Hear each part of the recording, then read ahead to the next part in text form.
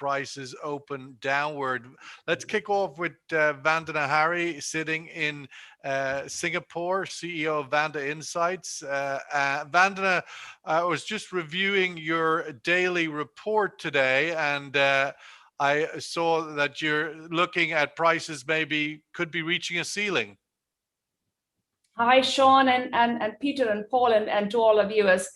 Yeah, that was the weekly report last Friday, in which we said that Brent last week at 22-month highs, just under $70 settle, was definitely looking in overbought territory, and that a pullback was most likely on the cards. Now, in hindsight, I'm glad we were on the right track. So we have seen a pullback yesterday and continuing today. There isn't a big trigger yet, and I still don't expect a major correction, but perhaps a bit more of the pullback, because I think the oil market is finally being forced to acknowledge that all things are not hunky-dory as far as demand recovery is concerned. So we've had some pretty grim news again in the past few days from continental Europe. Of course, they had a major setback on the vaccinations, but the cases have been rising. It's quite odd. I was reading that the South African variant is like a non-event in South Africa now, but apparently it's wreaking havoc in Europe. And I'm not being facetious or laughing here. It's quite sad. So the setback in Europe, what does that mean for oil demand? One of the reasons I think the market has been not paying too much attention to it is that, give or take, you have total European demand at 15.5 million barrels a day, while the market has been fixated on the recovery in the US demand, which is, on a good day, 20 million, right? Not right now, more like 18 to 19, but expected to reach there. So I think I see that sort of tussle starting in, European demand expected to go down, but US demand bounding higher. So, how do the two what's the interplay between them? I think that's what the market will be looking at. Paul Young, Head of Energy Products at Dubai Mercantile Exchange. Paul, we've had a pretty solid first quarter so far, with 2 weeks to go. Oil prices, Brent anyway, still knocking on the door of 70. This surge of Q1, do you expect it to continue? Yeah, I think like what Vandana said, we've had like a bit of a euphoria around like vaccine rollout and stimulus, probably flattened out a bit from there. But, looking behind the headlines, there are some definitely bullish factors.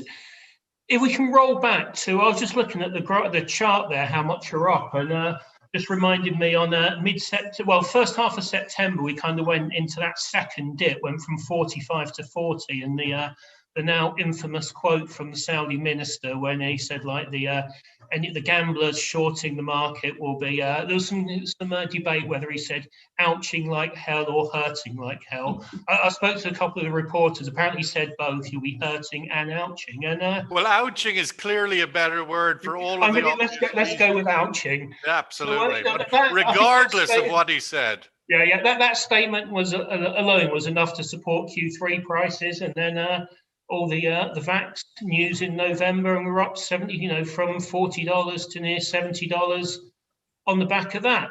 I was trying to look for, apart from like the vaccine euphoria and the stimulus, what else is there?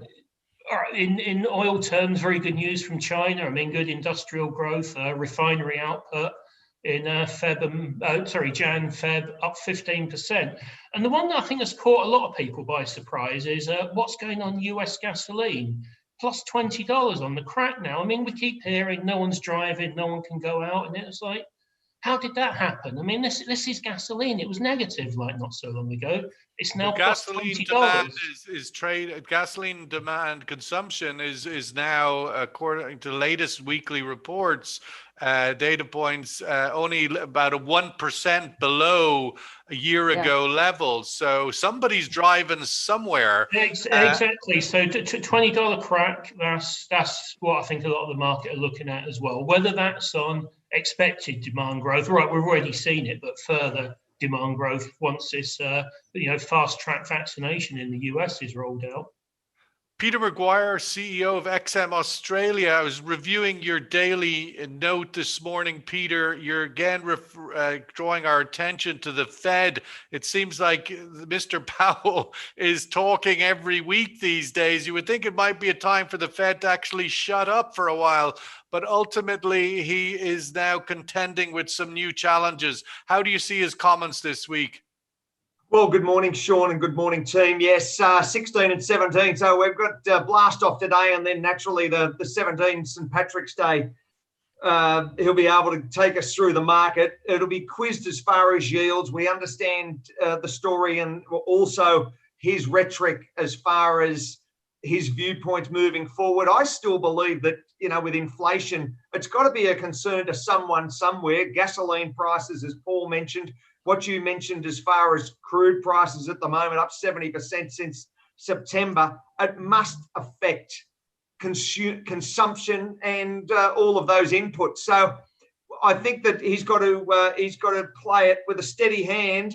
It's either going to be some concern as far as tantrums, or is he going to upset the marketplace? So very careful rhetoric. I'm conscious as far as equities and US dollar index at the moment, Sean, just under 92. So let's see what Jay Powell's prepared to take us forward with. Peter, do you think the markets will eventually force him into acknowledging some kind of data plot line for rates returning?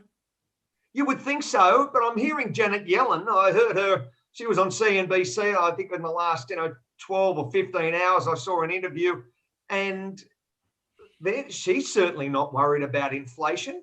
She's not concerned. It was more or less, we've got the stimulus and it's 1.9 trillion and things are going along very well. And there was certainly nothing to draw my attention to it. So maybe they're looking to a different lens.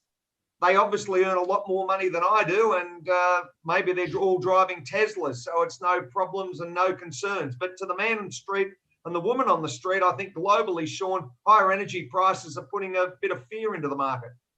Well, I think in some ways we're still sort of grappling with this idea of the K recovery. For those in policy making, they're very much at the lower end of the K, and for others, it's upstairs. And I think the Janet Yellen is very much looking to Main Street. Vandana, meanwhile, back in the oil markets, there seems to be a growing challenge for that upward momentum from Iranian oil barrels making their way out. We're seeing a report on Bloomberg today putting it out. China are taking in 1 million barrels a day of Iranian oil sanction busting crude and being labeled as bitumen and being labeled as other things. But ultimately, it's 1 million barrels of oil going to China that's displacing perhaps 1 million barrels that could be coming from somewhere else. So my view on this, basically Iran's stance and actions internationally, especially with the transition to the Biden administration in the US, has been that I feel, ever since it became clear last November or December that Biden was replacing Trump, I think Iran has been on the edge of their seat, and they progressively could get more and more impatient. And I see that manifesting in a couple of ways. One is, of course, as you mentioned, they have been, they are sending more, at least that's what tanker trackers are reporting, more oil barrels going into China. Now, what we do understand of these barrels is that they do not clear customs. So, officially China can say that, hey, we are not importing them. They've not officially crossed our boundary. They kind of get stored in the bonded zones. Parts of last year, we saw China reselling those barrels to Japan and South Korea. It was all kind of reported. So as a tactic, it's not a bad idea for China to help out Iran, because Iran gets some revenues in the process, and then China has that oil either to just bring it into its own refineries or to sell it on into the region. by and large, I don't, if you're looking at the global pool of oil supply, I think one of the reasons it doesn't have a bearish pressure on the market is that it's not really entering that pool of supply yet, right? And if China is indeed to be believed that oil is staying in the bonded zone. I think the other way I see it sort of manifesting, we've also seen a few headlines in recent weeks about Iran reaching out to Asian consumers. And unfortunately, I think some of those headlines were a little bit misleading to people who don't completely understand the nuts and bolts of the oil market. Look, I talk to Asian refiners all the time, and I can assure you, aside from China, they are not going to touch Iranian barrels. Now, obviously, as a seller, if Iran might be making overtures, preparing the ground, which is fine, right? Yeah, but if those barrels have been relabeled in the middle of the ocean from bitumen to Peter McGuire oil, it ultimately is all in the labeling. Let's go to Paul again on the refining issue. Looking back at the US, where is all of this sort of pricing coming from? We're seeing in the US now, Paul, that according to AAA, the Automobile Association, that prices on the pump are now 15% higher in March than they were in February at the retail level, and that we could be seeing a $3 to $4 a gallon summer coming. I'm wondering, from your perspective, is this a temporary blip because of the ice storm and the disruption and the maintenance season, or are we seeing through that, do you think, for sort of demand picking up? Yeah, sure. In the US, we saw the supplies dropping because of all the refinery outages, and I think it's in most of the 5 PAD districts now, where inventories below or getting close to 5-year averages. Actually, most of them below the 5-year average. And I mentioned that $20 RBOB crack, that's pulling up Asia. Asia now is just checking plus $8 for the April crack, looking good there. And again, most of last year that was negative. That's what you have to remember. And gasoline hadn't been that good for a few years. It was more diesel and jet. On the gas oil diesel side, yeah, it's crept up +7. Jet has come up reasonably well the last few weeks, around +5 now, but did get some demand from the kerosene side of it from the North Asian winter. So pretty soon, you've almost got yourself a refinery business again. And I was just saying to Peter before we started that you guys are just shutting all your refineries just as margins come back into a positive side. So maybe the threat to refining margins is, with China at record throughputs again. Are they going to consume that, or can they flood the Asian market with that excess product? At the moment, they are exporting; it's being consumed, but there's always that risk. There's always new plants coming up in China. Are they consuming? Peter, give us your thoughts. Exports? Peter, your thoughts. Sorry, I was just going to say, give Peter his view on that. We're expecting in 2021 an increase in about 1.5 million of new refining capacity in China. Absolutely, Sean. And when you're looking at what we're doing in Australia, we could have done. We're surrounded by oceans. We've got sunshine with some incredible deserts that we could have solar really powering. I reckon we could power Asia. We're surrounded by natural gas. We've got huge oil reserves. We've got uranium, and we've got coal coming out of our ears. Yet we're wanting to shut down refineries and change our whole landscape to a green new energy plan. And I tell you what, I think it's going to have an impact. It'll have an impact over the next 4 to 5 years, and certainly leading forward from there. Is that, do you think, being driven, Peter, because of the expansive capacity in China, is sort of scaring Australian refiners away from that investment? I think it's twofold, Sean. I think it's that's the first part of it, of course, and then as far as where we sit as on the weather front, and with new age energies and what we're having to sign up to. We're just part and parcel of the new Green Deal, and we've got no escape from that, which is very unfortunate for a country like Australia. As I was saying before the show started to Paul and Vandana, we should be really like a Saudi Arabia with, everything should be so much cheaper in Australia, and yet we're paying huge prices for energy, for electricity, all because of, trying to kowtow to everyone else. I want to just pick up, Peter, on another article we have in the digest today, which is regarding Biden's China policy likely to be doomed from the start. We saw over the last few days the quadrilateral security dialogue between Australia, India, the US, and Japan. Interesting article in the Arab News of Saudi Arabia today, which is the leading English language newspaper in Saudi Arabia. Perhaps if this story had been anywhere else, I wouldn't have picked it up. But because it was in the largest English language daily of Saudi Arabia, I thought it was added an extra level to the insight, which is basically poo-pooing this quadrilateral arrangement as basically more of the same noise, but no impact in really changing the sort of curve of China's rise in Asia and the engagement that it has now with the Middle East. Well, yes, and I made reference of that also last week as far as that $40 billion city being built and constructed as we speak in New Guinea. So that creates, again, from the south where we sit geographically, looking up in that Asia Pac region and then into Japan, actually, are we a toothless tiger when it looks to, the global dominance that China, Venezuela, Ecuador, from energy sides, there certainly across the agricultural sector and naturally minerals across Africa, what they're doing with their relationships across all of Asia, Belt and Road across the world. They're a powerhouse, and I'm not sure where the next 5 to 10 years takes us, because if you're looking at anything other than, and they've had, currency manipulation, we're very conscious of that on the big scale of things, and that's been talked about for decades.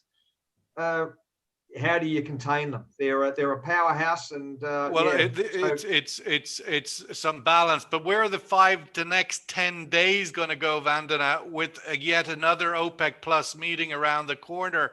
And just in the last recent days, we've seen missiles landing near oil fields and infrastructure in Saudi Arabia, in Libya, and now yesterday in Iraq. Are we sort of taking our eye off the ball a little bit in the vulnerabilities in these countries? What's your outlook for the OPEC Plus decision as we wind down the next 10 days to the big decision? So the heightened tensions in the Middle East, I think, unfortunately, they're going to continue. That's what I've been cautioning my clients as well. Do look out for knee-jerk, sharp premiums, spikes in oil prices. I mean, the Yemenis, we know, the Houthi rebels in Yemen had been ratcheting up attacks. And, as I mentioned earlier, if the sort of Iran impatience theory of mine is correct, it's borne out by events, I think we probably see much more of these attacks by their proxies. So, that's set to continue. Of course, the April 1 oil ministers meeting of OPEC, non-OPEC is looming. But I think even before we get to that, we probably have to go through this very volatile current week. As you were just discussing, of course, there's the Fed. And it's for sure, irrespective, and I was reading quite eloquently put in some of the news that whether, the Fed says something or doesn't say anything about tapering, it's going to move the markets. It's going to affect sentiment. That's how much the markets are on edge. And for sure, we have seen that over the past several weeks. Whatever the sentiment, the risk on or risk off trade in the financial markets, that is bound to impact crude as well. We have the IEA reports. So we had the monthly reports from OPEC and EIA last week, the two of them in slight disagreement with regard to upgrading or downgrading this year's outlook for global oil demand growth. So we need to see which side the IEA fits now. And then, of course, we'll have the US inventory report, but I fully expect the market to be focused very keenly also on US demand. So again, as Paul was alluding to it, and you mentioned as well, especially gasoline demand, and we are on the doorway of the US driving demand season, right, which is officially from April to September. So I think we have quite a tumultuous week overall lined up. As far as the OPEC meeting is concerned, and again, you've discussed with many guests on your show how it's become impossible if not foolhardy, to try and predict what they're going to do. But I'll have a go nonetheless. Look, I do expect Saudi Arabia to, I don't think they can endlessly continue this 1 million barrel per day extra cut.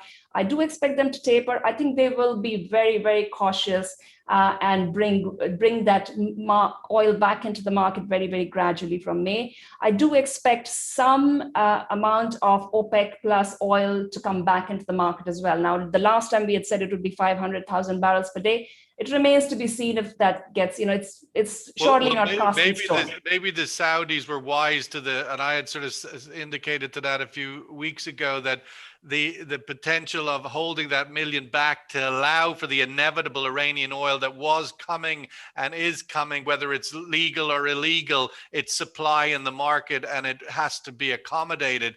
Paul, are we going into the second half of March and ahead of the next OPEC meeting? It seems like we're still caught in the ultimate dilemma, glass half full, glass half empty. Clearly, we've heard articulation as to all the reasons why it's half full. We've got incredible vaccination rollout in the US. We've got other reasons to be somewhat positive. China remains quite bullish, but still we've got 8 million barrels of idle capacity sitting on the sidelines. Europe is canceling its AstraZeneca vaccination program. There are other elements there. Which of these two narratives, if you're OPEC plus, look into the second quarter, which one guides you?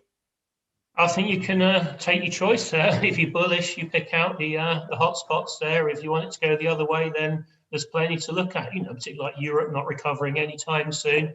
But I was just thinking there, Sean, when you were speaking, that's a phrase we don't see very often now, the geopolitical risk premium. That was a staple of every single oil commentary when there was like a bull run, it was, we all wrote about it every time. It seems to have been replaced by COVID, but it's a very good point. I think it's probably coming back, with the Iranians pushing out more crude. What's going to happen with the OPEC? Is there going to be more squabbling? I probably agree with Vandana, the Saudis. Certainly if prices stay where they are, maybe we'll put 50% of theirs back on, and we'll, so another 500,000 barrels. We probably will get that OPEC plus 500,000 barrels. So, we're looking at an additional million there, plus the Iranian, if that's a million barrels a day. Then, that's matching or getting close to supply with demand. But it looks like the world is consuming more than it's producing right now. How quick will OPEC start to match that? As you say, they've got 8 million barrels of spare capacity. So the supply side is not the issue at all. That can be met at any time. It's just how disciplined they want to be. They've done a great job the last year. Will that continue? Probably, it looks like they will. It certainly seems to be enough to keep the shale big boys on the sidelines, scared of that 8 million. Well, I suspect shale does work at current levels, but it does. But if you think about how limited the capex that the majors have to play with right now, they might be shooting their gun a bit early if they went now. And the environmental concerns around shale as well. So I think there's not going to be a lot of new investment in shale, put it that way. Maybe some of the existing wells could pump up. Some clarity maybe from Biden about gas flaring and other issues. Let's go to the survey question on today about give the room a view on this possible disruption that we've seen the last few days on the vaccines in Europe. Could the vaccine setback derail the expected H2 recovery? Yes or no? It's all gone pretty swimmingly so far, although there's still many countries that don't even have a vaccine program. I was speaking to somebody yesterday who was saying that in Singapore, it's only at 10%, although Singapore is a small country, but that's sort of reflective right across Europe as well. Peter, the idea that this second half recovery, and we'll see again in the IEA report tomorrow, if they will once again downgrade their demand recovery forecast, which started out a few months ago at 6.5 million barrels a day. Now we're down to 5.5 million barrels. In order to even get to 5.5 million barrels a day on the average across 2021, we'd want to see some pretty bionic demand recovery in Q2.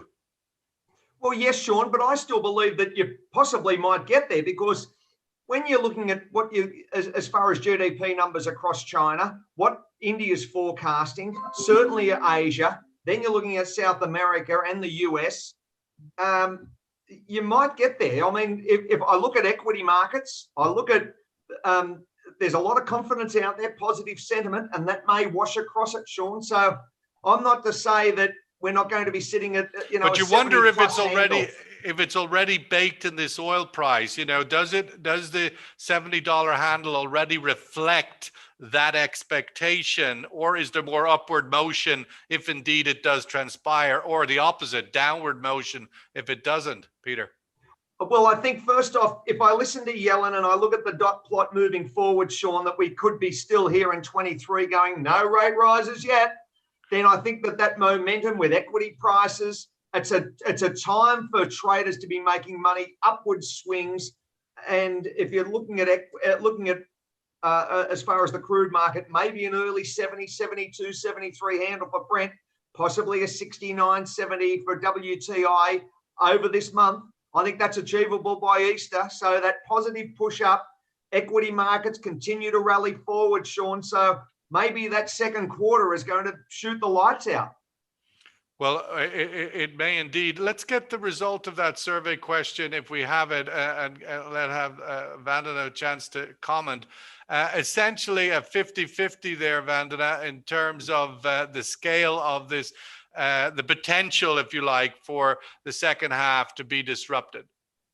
Well, maybe I'm just an optimist by nature, but my answer to that was no. I think setbacks is something that was anticipated. I think it will probably slow down the path to immunization. I don't see it derailing. Having said that, I do feel, again, to your earlier question, I think the optimism of the brighter second half has been front-loaded onto oil prices. It's already baked in. I do see a pullback, perhaps, but not a major downward correction. With regard to, why do I say that necessarily setbacks and vaccination are not a major issue, is because I think they're most critical in the worst affected parts of the world and major economies, obviously the Eurozone and the US.